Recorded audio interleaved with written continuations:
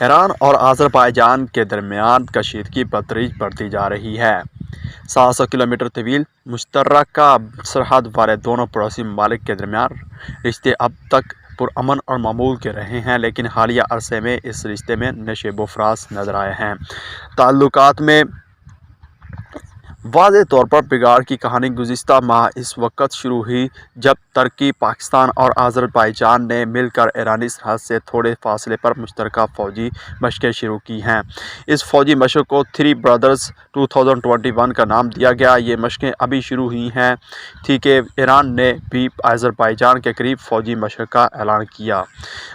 ایران کی فوج مشق کی مذمت کرتے ہوئے آذربائیجان کے صدر الہام علیف نے کہا ہے کہ یہ ایک انتہائی افسوسناک واقعہ ہے۔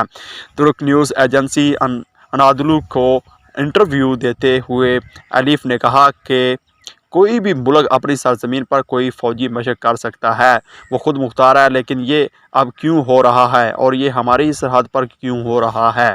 انہوں نے مزید کہا کہ 20 سال قبل سوویت یونین کے ٹوٹنے کے بعد یہ پہلا موقع تھا کہ ایران نے اس کی سرحد کے اتنے قریب اپنی طاقت کے مظاہرے کا منصوبہ بنایا۔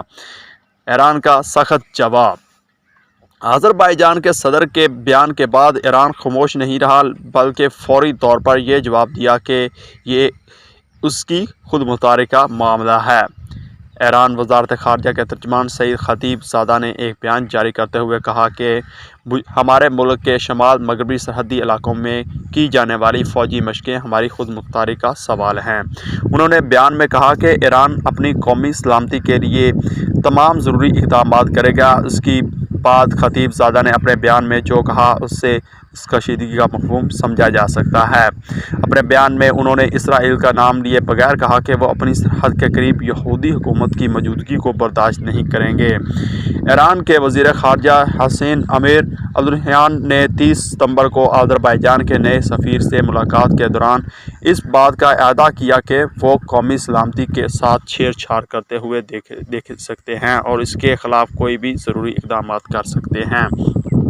اس دوران آذربائیجان کے دارالحکومت باکو میں ایران کے سفیر عباس موسوی نے گزشتہ ہفتے کہا تھا کہ ایران کی فوجی مشقیں پہلے سے ہی طے تھیں اور آذربائیجان کے لیے خطرہ نہیں ہیں۔ کشیدگی کی اصل وجہ کیا ہے؟ ایران اور آذربائیجان کے درمیان نظر آنے والی اس کشیدگی کی کئی وجوہات بتائی جا رہی ہیں۔ ترکی، پاکستان اور آذربائیجان کے درمیان مشترکہ فوجی مشقوں کے علاوہ اس کشیدگی کی وجوہات میں اسرائیل، آذربائیجان کا قراباخ پر قبضہ اور ایران میں رہنے والے نسلی آذربائیجانی بتائے جا رہے ہیں۔ سب سے پہلے اسرائیل کی بات کریں تو آذربائیجان میں اسرائیل کی واضح موجودگی نظر آتی ہے اور نہ ہی ان دونوں ممالک کی سرحد ایک ہے، لیکن اسرائیل اور آذربائیجان کا سب سے بڑا اسلحہ فراہم کرنے والا ملک ہے۔ آذربائیجان کی اسرائیل کے ساتھ فرقی تعلقات ہیں، لیکن یہ بات ایران کے خلاف اسرائیلی حکمت عملی کی باضابطہ حمایت نہیں کرتی۔ 17 ستمبر کو نماز جمعہ کے بعد ایران کے رہنما آیت اللہ حسن عاملی نے فارس نیوز ایجنسی کو بتایا کہ فوجی مشق اسرائیل کو ایک پیغام دے گی۔ انہوں نے کہا کہ اسرائیل اس لیے آذربائیجان آیا ہے تاکہ وہ ایران کے خلاف سازش کر سکے۔ آرمینیا پر آذربائیجان کی فتح بھی ایک وجہ ہے۔ گزشتہ سال ستمبر میں آذربائیجان اور آرمینیا کے درمیان متنازع ناگورنو قراباخ علاقے کے لیے جنگ ہوئی تھی۔ 6 ہفتے کی جنگ میں تقریباً 6000 جانیں ضائع ہوئیں اور آذربائیجان نے قراباخ کے ایک بڑے علاقے پر قبضہ کر لیا۔ اب اس خطے کے آذربائیجان کے قبضے میں آنے کے بعد ایران کے تجارتی راستے پر بڑا اثر پڑا ہے۔ آذربائیجان آرمینیا کے درمیان جنگ میں ایرانی خاموشی سے آرمینیا کی حمایت کرتا رہا تھا، جبکہ آذربائیجان ایران کی طرح شیعہ اکثریتی ملک ہے۔ ایران کو قراباخ تجارتی راستے کے ذریعے مغربی ایشیا اور روس تک رسائی حاصل ہے، لیکن اب وہ آذربائیجان کے کنٹرول میں ہے۔